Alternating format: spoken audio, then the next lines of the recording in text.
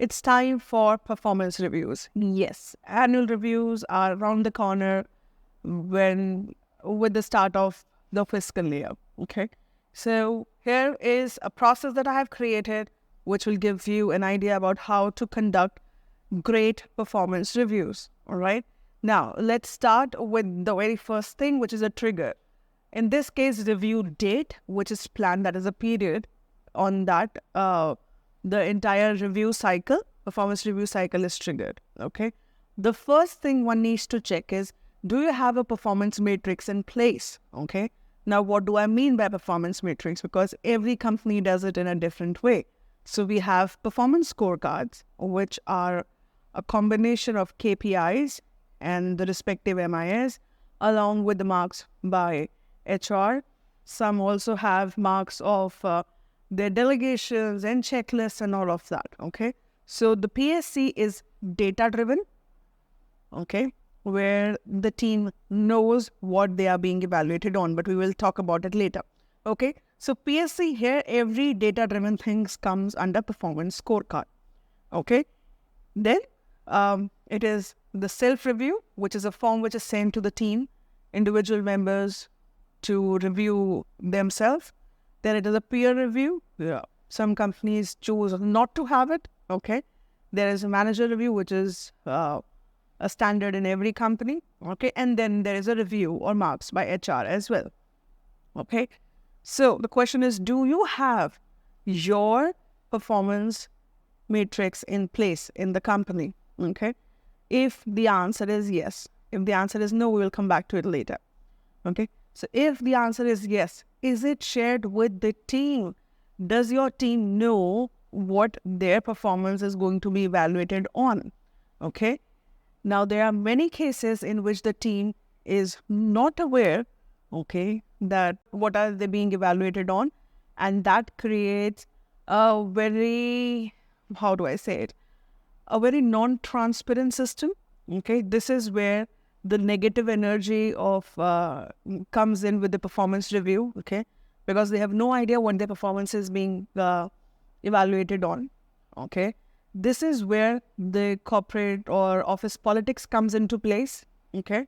So this is a very bad situation to be in, okay? So for the next time of the year, we will definitely solve these things. But at the moment, if your team does not know on what grounds their performance is being evaluated on, okay, conduct an alignment meeting, okay? And inform the team members on what matrix their performance is being measured, okay? So if your managers do not have it in place, just pull up an Excel sheet, make things, okay, make the parameters, give a respective weightage to it, or, in the performance review mastery guide that I'm going to make, okay, it is going to be a part of it.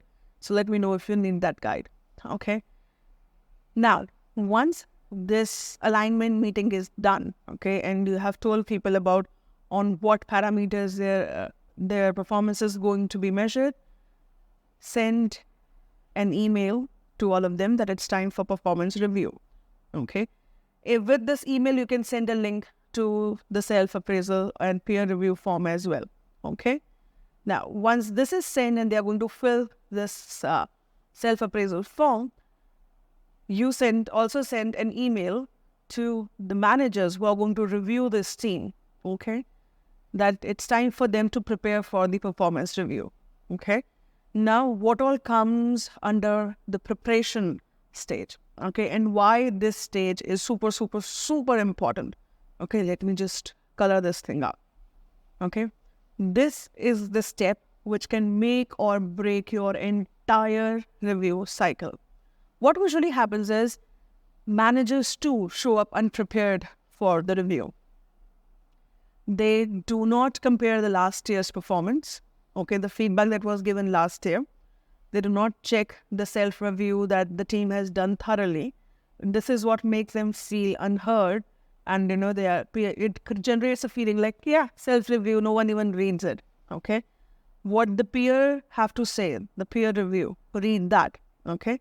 And then the data-driven PSC that we talked about, okay, which gives you an indication about this year's performance, go through all these things, okay?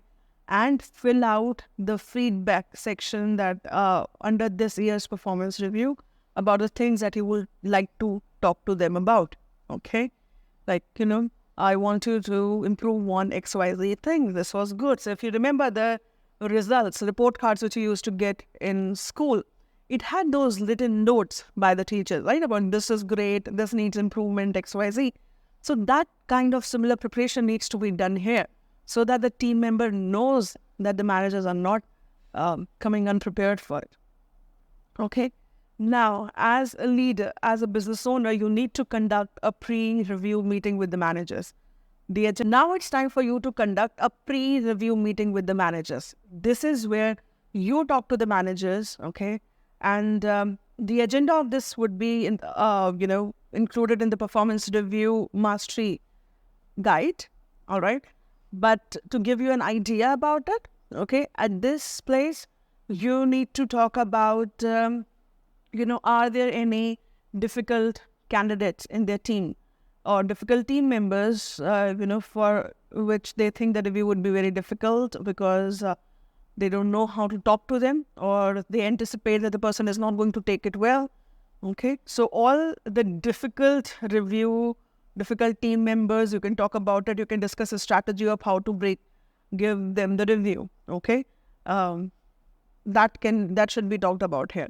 Okay, if you would like your managers to give the appraisal amount, okay, that this is the increment amount which should be applicable from the next year, or if you want the HR to do it, okay, the HR would be present in this meeting as well. This is where you talk to them about the monetary benefit and the appraisals and incentives, everything, okay, so that they are prepared for it. Okay, now we'll identify that are there, especially with the new managers, okay, you need to identify, is there anyone who needs a mock review? Okay, so this could be someone who is a very new manager, who has become a manager for the first time and would be taking reviews for the first time. This could also be a very senior team member who has joined your team, but within your company, they are going to take the review for the first time. So we need to ensure that their review style aligns with our company. Okay, so identify the need for mock reviews. Okay, and then schedule those. Okay, ask them to prepare for the mock review, conduct those mock reviews. Okay, so this is the 3-step cycle talking about the same thing. All right, now is the time that the HR is going to schedule the interviews with the team. All right, once the interviews are scheduled, the people know when they are going to be reviewed and at what time and in which room they need to be present. Prepare the room for review. Now, why I ask you to prepare the room now? Based on your limitations of your office space, you can skip this topic. But if time allows and budget allows, prepare this room for review. Okay, ensure people are not sitting opposite to each other, because that creates a very defensive body language. Okay, when you are sitting opposite to each other, position them next to each other or diagonally. Okay, if possible, ensure there are good lights in that room. All right, fragrances could help calm people down, because review it triggers lots of emotion, mostly negative emotions in many people. So a calming vanilla fragrance would be really helpful. Okay, ensure people do not interrupt that room. Okay, and the sound of discussions in that room do not go out. So these are the basic things. Okay, now when the review starts, it is the duty of the manager to set the intentions for the review. Okay, you need to calm the person down, build a rapport, or have a small talk with them. Set the intention for the review. The exact script I use and I recommend to use with the candidates is going to be in the guide. Okay, it is usually about where you set a positive intention. Okay, that we are doing this review to align each one's performance to the bigger goal of the company, and we will see what we can learn from the past year and what we will need from you in the coming year, where we will need your support, things like that. Okay, so a well-crafted, a well-intentioned, clearing message is something you should actually practice. Okay, this would actually, you can customize it based on the current goals of your company. Okay. Now it is time to conduct the review. Okay. So there is a science behind conducting the review. You first talk about the good thing, the bad thing. To those steps will be in the guide as well. Let me know if you need it. Okay. Then you disclose the appraisal, okay, amount if it is applicable. Before you close for it, identify, talk to them, okay, about the feedback which was given in this step, okay. Give them some actionable inputs, ask about for their plan, okay. Schedule a follow-up meeting, okay. Now, why this meeting is important? In the review, you are going to tell them about few points where you need them to improve upon, okay? Or few extra skills you want them to acquire, or new responsibilities you want them to handle. Whatever is the next actionable point for them for their career growth, okay? If this is applicable, which I am sure in 99% of the cases it is, okay? You could ask them to think about these things and make an actionable plan about how they will work on achieving these XYZ goals or implementing these feedbacks, and also to mention where they will need your support in meeting the same things, okay, and meeting those deadlines and in achieving those goals, okay. And that is when you end this review. Once the review is done and the person walks out, the HR is going to send them a form to collect their feedback on the performance review. That how did this review make them feel? Okay. Was it data-driven and XYZ things? Okay. So yeah, this is the process one needs to follow. Now, in case you do not have the performance matrix in place, okay, in that case, the easiest thing you could do, which is going to be fast, which could be implemented fast, is that you send them a self-appraisal form to be filled. Once you get an input from them on the self-appraisal form, you can ask the managers to give their comments on the self-appraisal form and rate the employee on different metrics, okay, that you plan here, okay. Then, once this is done and the managers have reviewed and added their points, their scores and everything, the rest of the process will be same. You need to conduct a pre-review meeting with the managers and identify the mock review requirements, XYZ, and the rest of the process should follow as it is. Okay. So yes, this is how you conduct great performance reviews.